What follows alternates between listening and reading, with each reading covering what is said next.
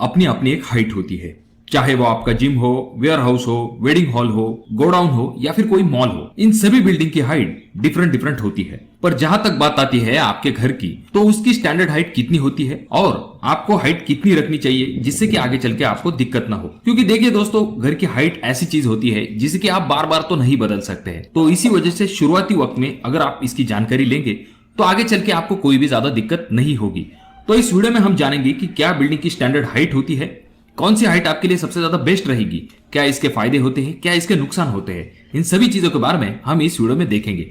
इस वीडियो को पूरा जरूर देखें क्योंकि वीडियो के एंडिंग पार्ट में हम ये डिस्कस करेंगे कि जहां तक बात आती है आपके पोर्च की, आपके टावर की और आपके बाथरूम की, तो उनकी स्लैब हाइट जो है थोड़ी सी डिफरेंट होती है। तो वो कितनी हाइट होती है यह हम वीडियो के एंडिंग पार्ट में देखेंगे। तो हम वीडियो को शुरू करते हैं, पर उससे पहले अगर आप लोग इस चैनल पे नए आए हो तो चैनल को सब्सक्राइब कर दीजिए और वीडियो पसंद आने पर इसे लाइक जरूर कीजिए। अब आता है सबसे पहला सवाल कि स्टैंडर्ड हाइट कितनी होती है। तो स्टैंडर्ड हाइट कंसिडर की जाती है 3 मीटर तक, यानी कि 10 फीट तक। अब यह हाइट कैसी होती है इसे पहले समझ लीजिए। जो आपकी फ्लोर फिनिश होती है उससे स्लैब टॉप की हाइट जो है उसे 10 फीट कंसिडर किया जाता है। पर इसकी वजह से अंदर अंदर जो रूम की हाइट है वो आपको 9.5 फीट तक मिल जाती है। अब इसका नुकसान क्या क्या होता है ये हम देखेंगे। अगर आपका रूफ बहुत ही कम डिस्टेंस पे है और बहुत ज्यादा गर्म इलाका है तो आपको गर्मी जल्दी महसूस हो सकती है। अब कुछ जगह पर लोग 11 फीट हाइट लेते हैं, 12 फीट हाइट लेते हैं, क्योंकि वहां पर गर्मी की बहुत ज्यादा दिक्कत होती है। इस वजह से वहां पर स्लैब की हाइट थोड़ी सी ज्यादा की जाती है। दूसरी चीज यहाँ पर यह आ जाती है कि अगर आपको अंदर अंदर 9.5 फीट हाइट मिल रही है और अगर आप अपने घर को फॉल्स सीलिंग करेंगे, ऐसे वक्त में वो फॉल्स सीलिंग जो है वो नीचे आ जाती है, जिस वजह से और भी कम हाइट आपको मिल पाती है। तो ये दिखने में भी अच्छा नहीं दिखाई देता है।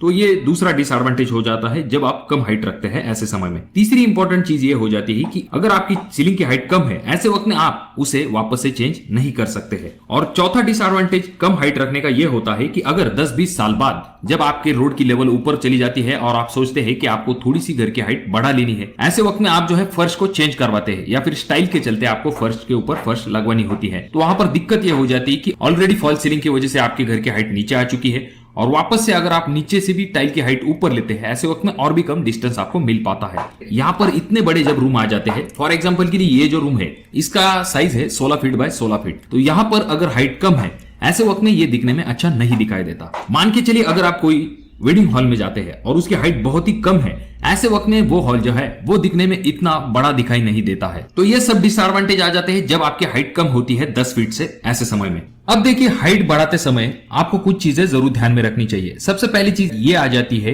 कि जब आप हाइट बढ़ाते हैं ऐसे वक्त में आपका कॉस्ट थोड़ा सा बढ़ जाता है। फॉर एग्जांपल के लिए अगर आप 11-12 फीट हाइट लेने वाले हैं, ऐसे वक्त में आपके ब्रिक के 1-2 लेयर जो है वो बढ़ जाते हैं। उसके बाद में उसके ऊपर आने वाला प्लास्टर बढ़ जाता है, उसके ऊपर आने वाला पेंटिंग का जो खर्च है वो भी थोड़ा सा बढ़ जाता है।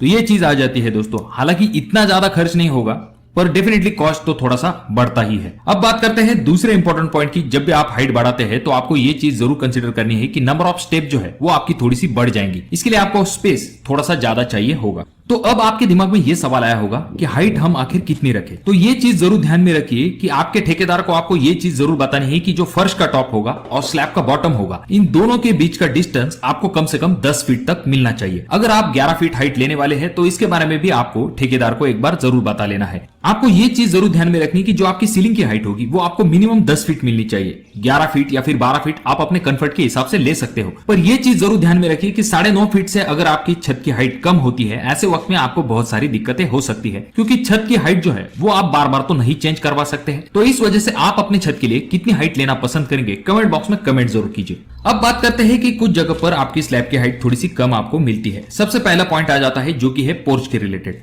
जैसा कि आपने देखा होगा पहले टाइम में थोड़ा सा ऐसा फैशन था कि 7 फीट हाइट पर आपके पोर्च का स्लैब लिया जाता था। आगे चल के ये हाइट थोड़ी सी ऊपर ऊपर जाने लगी और आजकल स्लैब की और पोर्च की दोनों की हाइट सेम रखते हैं। और जैसे कि आप इस अगले मकान को देख रहे हैं, इसकी पूरे स्लैब की हाइट एक ही है, परंतु ड्रॉप दिखाने के लिए यहाँ पर जो है आगे की पैरापेट वॉल की हाइट थोड़ी सी कम की गई है। तो ये चीज भी आप कर सकते हैं जिससे कि आपका ऊपरी फ्लोर आपको इस्तेमाल करने में ज्यादा दिक्कत नहीं होती है। अब अगर आप अपने छत के ऊपर संक निकलते हैं, ऐसे वक्त में स्लैब की हाइट थोड़ी सी ड्रॉप हो जाती है। पर अगर आपके संक के नीचे आपका बाथरूम आता है तो ये चीज आपकी इतनी जल्दी पता नहीं चलेगी। और संक तो जरूरी होता है क्योंकि आपको वाटर प्रूफिंग करना होता है। उसके बाद बारी आती है आपके बाथरूम के ऊपर जब आप स्टोरेज निकालने के लिए स्लैब लगाते हैं, ऐसे वक्त में उसकी हाइट आपको कम से कम 7 फीट तक रखनी चाहिए, जिससे कि आपको बाथरूम के अंदर एक कंफर्टेबल हाइट मिल सकती है। और अगर हम बात करते हैं आपके और एक रूम की जिसकी की हाइट आपको 8 फीट तक रखने में कोई दिक्कत नहीं होगी, वो होगा आपका घर का टावर, यानी कि जो आपका स्टेयरकेस का टावर है उसकी हाइट जो है आप 8 फीट तक रख सकते हैं। तो अब अगर हम बात करेंगे हमें अपने छत की हाइट कितनी रखनी चाहिए,